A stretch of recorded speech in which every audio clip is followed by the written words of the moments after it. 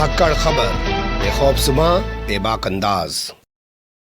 धाकड़ खबर में आपका स्वागत है। मैं आपके साथ हूं अकरम रईस खान। एक ऐसी खबर से आपको रूबरू कराने जा रहा हूं जिसे देख और सुनकर आपके रोंगटे खड़े हो जाएंगे। आप कल्पना कर सकते हैं कि अगर पुलिस वालों को आप पैसा नहीं देंगे तो पुलिस वाले आपको गोली मार के मौत के घाट उतार देंगे, और अगर आप मेवात के रहने वाले हैं तो फिर तो आपकी हत्या करने के बाद उसको हत्या भी नहीं कहा जाएगा। अब आप सोच रहे होंगे कि मामला क्या है।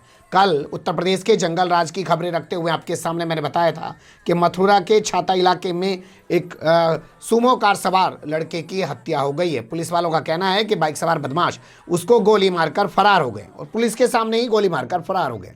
कहानी ये नहीं है, कहानी कुछ और है। उसे गोली पुलिस वालों ने मारी है, ऐसा उसके साथ मौजूद उसके भतीजे का कहना है, जो चश्मदीद गवाह है। हम स्काइप के जरिए जुड़ने जा रहे हैं नूह जिले के पुन्हाना इलाके में रहने वाले जमालगढ़ गांव के जो है निसार से। उनसे पूछेंगे कि घटना किस तरीके से घटी।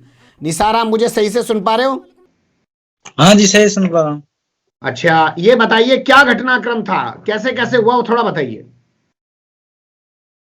सर वो हमारे पीछे यहाँ ये कोई ये नहीं, ये कोसी पेट है हाँ सर। यहाँ से हमारे पीछे लगे थे वो पुलिस वाले। क्या ऐसी चीज अपनी गाड़ी में लेके जा रहे थे जो वो पीछा कर रहे थे? सर क्रीम लेके जा रहे थे, ऐसी चीज कुछ भी नहीं थी। कहाँ ले जा रहे थे उस क्रीम को? आगरा के लिए सर। कहाँ से? जमालगढ़ से। ये कहाँ की क्रीम होती है वो बताइए, और आप क्या रोजाना लेके जाते हैं? हाँ जी, रोजाना। कैसी क्रीम होती है बताइए?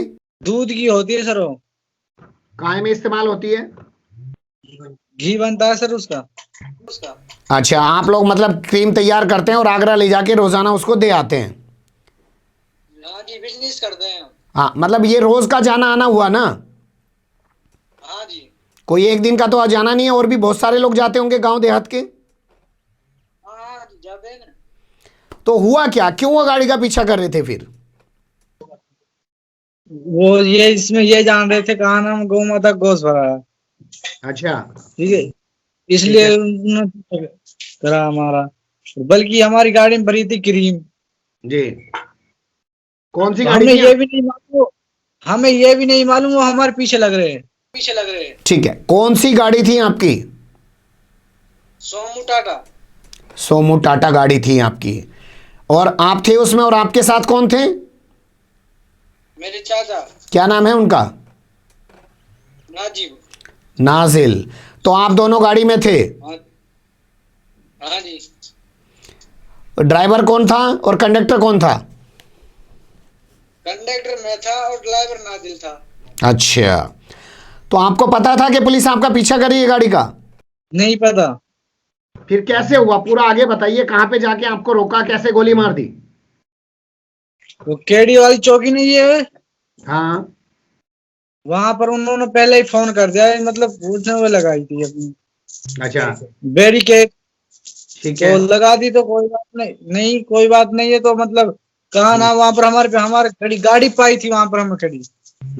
और 10-15 गाड़ी टेलर, मतलब बड़ी गाड़ी चलती है रोड पे, वो हमें हूं खड़ी पाई। तो ठीक है, बात ना, तो वहां रोक ली। जब वहां रोका हम जैसे, वहां उसने कहा था जिसने हम रोका, रुको 1 मिनट। हम 1 मिनट रुक गए जैसे कहा ना, फिर मुझे पूछी कि हमारी पी सोमू टाटा नहीं लग रही थी जो, वो आके हमारे पीछे खड़ोगी नहीं। तो उसने ये बोला, क्यों भगा रहे हो तुम, क्यों नहीं? तो क्या भगा था तुमने इसमें? नहीं, हमसे बोला खिड़की खोलो या ना खोलो, कुछ भी नहीं बोला उसने। उसने डायरेक्टर शूटिंग की। ठीक है। मतलब शूट किया पुलिस फिर क्या वालों हुआ? ने। फिर कहाँ गोली लगी नाजिल को? यहाँ पर लगी, अच्छा, मद्दू पे। फिर क्या हुआ? फिर क्या मतलब, मैं तो उसमें से खींच लिया था गाड़ी में से जब उसकी गोली मार दी। अच्छा। मैं वहां पर तुरंत बेहोश हो गए नुकनी। उसकी गोली लगते ही फिर उसकी नाक में खून निकलने लग गए। तो फिर मैं उसने अलग कर दिया, वो अस्पताल पहुंचा दिया, और मुझे मतलब हवालात कर दिया, मुझे हवालात बंद कर दिया। अच्छा, क्या पूछ रहे थे आपसे? ये हम गोली मारी जब पूछ रहे थे, आपने गौ माता गोश भर रखा है। अच्छा, फिर आपने क्या कहा? तो मैंने मतलब वो खिड़की खोल के नहीं, जब मैंने उसके लिए कैन दिखाई थी अपनी, जो जिसमें घी भरा था, क्रीम भरी थी, तो मतलब उसकी मतलब वो फिर घबरा गए वो। फिर मतलब मेरे अंकल को कहा ना, वो अस्पताल में ले गए थे और मुझको हवालात में बंद कर दिया। यहाँ सा कोई मामला नहीं हो बस। आपको भी मारा पीटा? नहीं नहीं मारा। अस्पताल जब आपके अंकल को लेके गए, आपको साथ नहीं लेके गए? नहीं ले गए। कितनी गोलियां मारी हैं आपके अंकल को? एक मारी। पहचान लोगे जिस पुलिस वाले ने गोली मारी है? हाँ। अच्छा, कितने पुलिस वाले थे? 5 थे वो। मारी। तो आप देख सकते हैं, सीधे पुलिस वाला, सामने बैरिकेटिंग लगी हुई है, लेकिन पुलिस वाला रोकते ही गोली मार दे रहा है। बताइए, गुंडा राज चल रहा है उत्तर प्रदेश के अंदर। अरे एक आदमी ने अगर गाड़ी रोक ली है तो उसको गोली मारने की क्या जरूरत है? अगर मान लीजिए उसमें गाय का गोश्त भी भर रहा है, अगर पुलिस वाले की भाषा में बात करें तो उसने गाड़ी रोक ली ना, तो गाड़ी रोकने के बाद उसको जब उसके भतीजे को पकड़ सकते हैं तो उसको भी पकड़ा जा सकता है। लेकिन आप देखिए, गुंडई का आलम है। गाड़ी पता चल रहा होगा कि मेवात के लोगों की गोली मार दी है। आपने अभी निसार को सुना, जो एक चश्मदीद गवाह है पूरे मामले का, कि किस तरीके से पुलिस वालों ने गोली मारकर उसी के सामने उसके चाचा को मौत के घाट उतार दिया और उसे ले जाके हवालात में डाल दिया।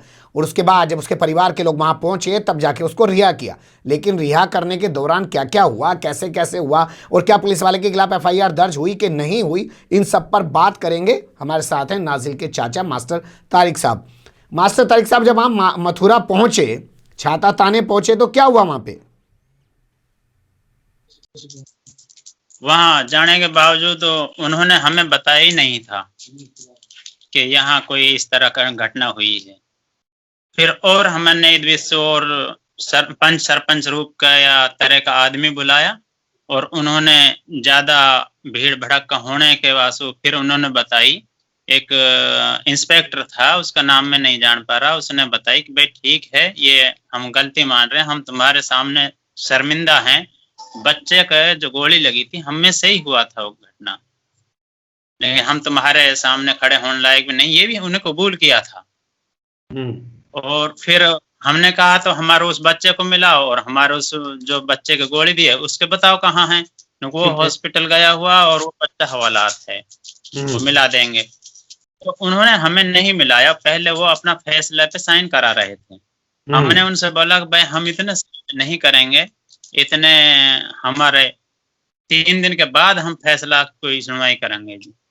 हम तो आप सुकून में ना है, हमारी पहले लाश दे दी जाए और फिर हम 3 दिन बाद आएंगे और फिर आपसे हम मिलेंगे। उन्होंने, इस इंस्पेक्टर ने हमको अपनी रिपोर्ट भी दिखाई थी कि जी हमने अपने बचाव के लिए ये लिखा था कि एक पल्सर बाइक पे 2 सवार थे और वो इनके कभी आगे कभी पीछे इस तरह चल रहे थे और आगे चलकर उन्होंने इनके गोली मारी। ये सिर्फ अपने बचाव के लिए लिखी थी हमने, ये साफ कबूल किया था उन्होंने। आपको बता दूं, पुलिस कभी भी एफआईआर अपनी तरफ से दर्ज नहीं करती है। जब कोई एनकाउंटर वगैरह करती है तो जरूर अपनी तरफ से एफआईआर दर्ज करती है, वरना ये कह देती है जब हमारे पास तहरीर नहीं आई तो हम एफआईआर कहां दर्ज करें। लेकिन इस मामले में आप देख रहे हैं, मास्टर तारिक साहब बता रहे हैं कि पुलिस ने एफआईआर अपनी तरफ से दर्ज कर ली। उसमें दिखा दिया कि पल्सर सवार बदमाश आए, गोली मार के भाग गए, यानी कि पुलिस ने इस लड़के को मार दिया और एक झूठी कहानी रच दी। आप लोगों ने एफआईआर दर्ज करानी नहीं चाहिए अपनी?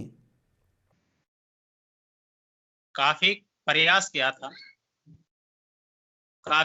किया था हमने। आजी जी के तौर पे भी कहा था कि जी हमारी एप्लीकेशन तो ले लो, चाहे दर्ज मत करो मुकदमा, एप्लीकेशन तो ले लो।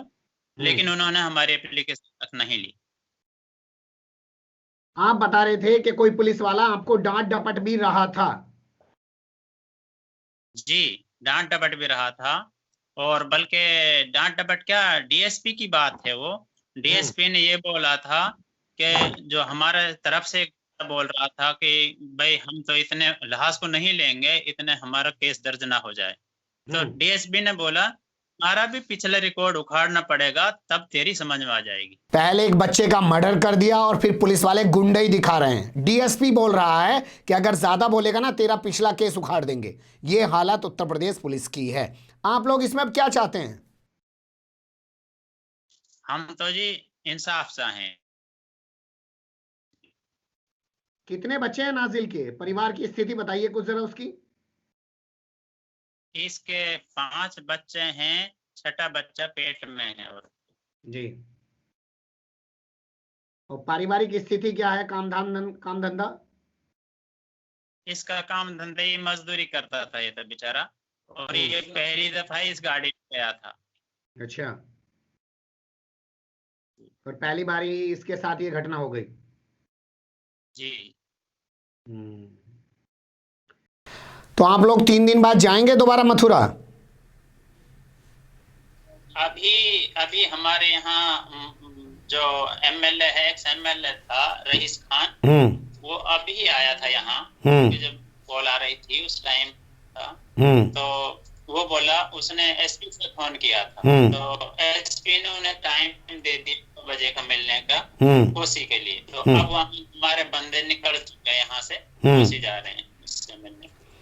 इसमें डरिए मत, पीछे मत हटिए। इन गुंडे जो पुलिस वाले ने जिन्होंने मर्डर किया, इनके अगर वाकई में किया उन्होंने, तो एफआईआर दर्ज कराइए और इन लोगों को फांसी होनी चाहिए।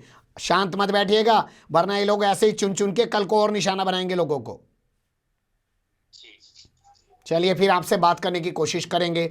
ये थे मास्टर तारिक साहब, उससे पहले निसार जो चश्मदीद गवाह था पूरे मामले का। इस मामले पे हम लोग और भी बहुत सारी खबरें आपको बताएंगे। बने रहेगा धाकड़ खबर के साथ। फिलहाल अभी हमें दें इजाजत।